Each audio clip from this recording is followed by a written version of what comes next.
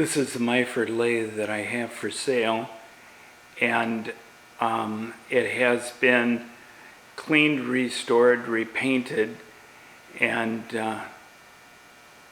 in, I think, excellent condition. I'd like to show you a little closer what the lathe looks like and how it performs. As we look over here, the oil cups are new, and the lathe is set up now with a dial indicator.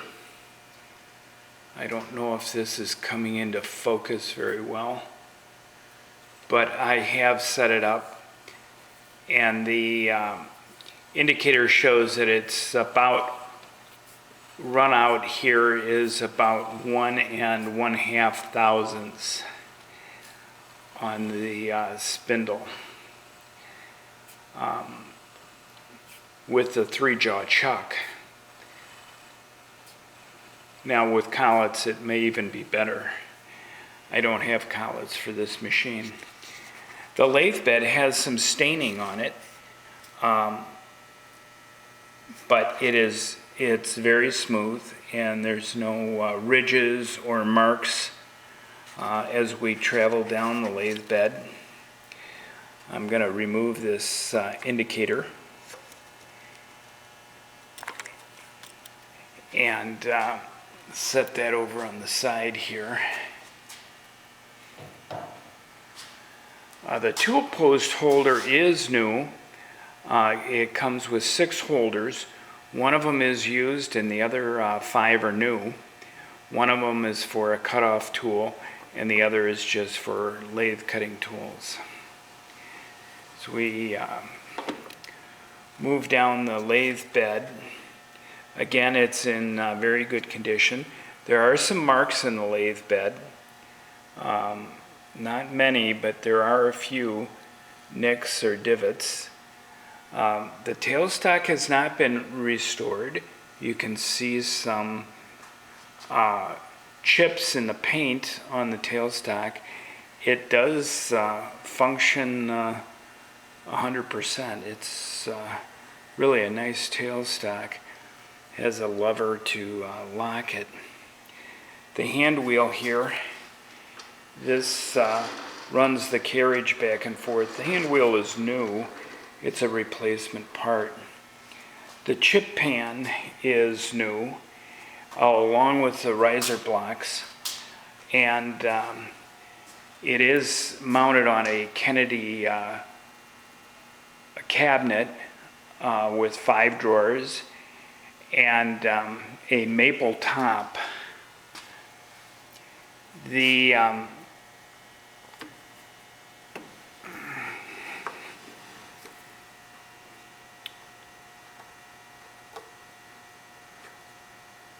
tool holder here, these slide off, and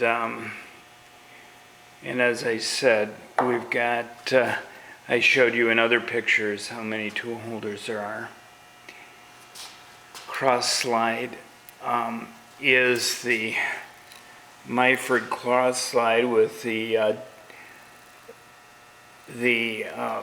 blocks or the channels to mount things on. When the carriage is pushed down, it locks the carriage onto the spindle, and then you can use the hand wheel to engage the carriage. Now I'll run the lathe so you can hear it run. Let me put it into, right now the pulleys are disengaged, so that lever needs to be pulled down to engage.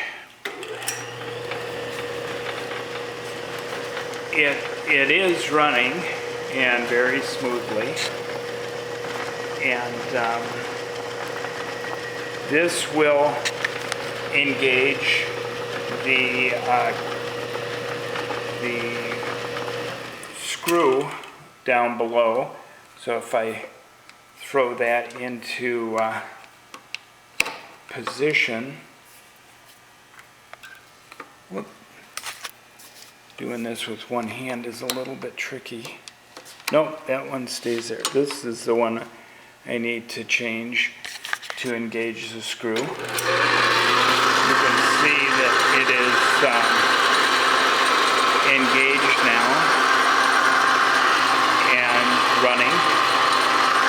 Then you would throw that. The screw is still engaged, but the carriage is stopped. Throw that down for engaging the carriage. Stop, down, stop. We have this kind of a switch on the lathe, which could be changed, but the switch is so that nobody throws it into reverse and by mistake unscrews the chuck. If I throw that lever down,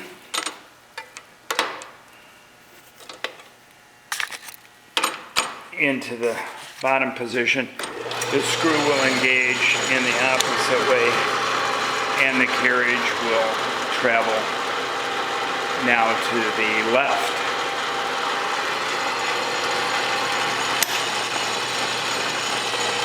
And we can put it back into neutral, and then it will run in neutral. And you have controls by hand here, or by lowering that, we can then throw it into position. Cross slide, compound, and shift it off.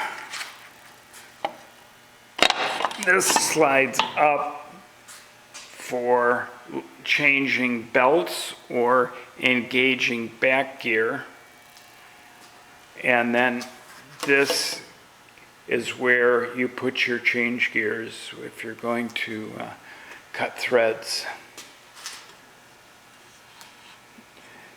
It is the ML7. It's a basic machine, and it's an excellent machine for model engineering. A very nice lathe, very steady and smooth cutting. I think if you have any questions, you should contact me, Dave Black, 920-793-3023. Thank you for looking at the video today. I hope this helps.